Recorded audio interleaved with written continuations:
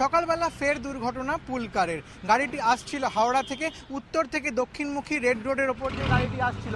এই দূরের অংশে এখান থেকে গাড়িটি চাকা স্কিড করে এবং সেটি এসে সোজা চলে আসে উল্টো দিকের লেনে। উল্টো দিকের লেনে আসার পর গাড়িটি সম্পূর্ণভাবে উল্টে যায় উল্টো দিকের লেনের পাশে যে অংশ রয়েছে সেখানে। এবং আমরা দেখতে পাচ্ছি এই মুহূর্তে যে পুলকারটি, যে সুমো গাড়িটি এই দুর্ঘটনার মধ্যে পড়েছে তার চাকাটির কি অবস্থা দেখুন। চাকাটি সম্পূর্ণভাবে প্লেন হয়ে গেছে, চাকার একটা বড় অংশ। এবং এই গাড়িটিতে সেই সময় 11 জন ছাত্রী ছিল, সঙ্গে ড্রাইভার ছিল।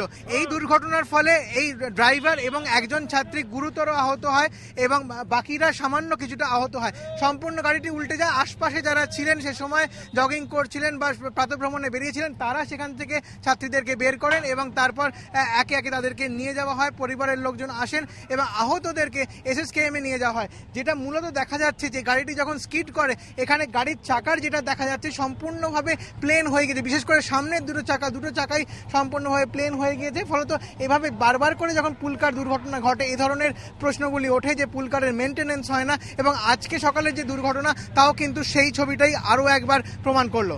ক্যামেরায় শ্যামল জানার সঙ্গে সঞ্চয়ন মিত্র, এবিপি আনন্দ, কলকাতা।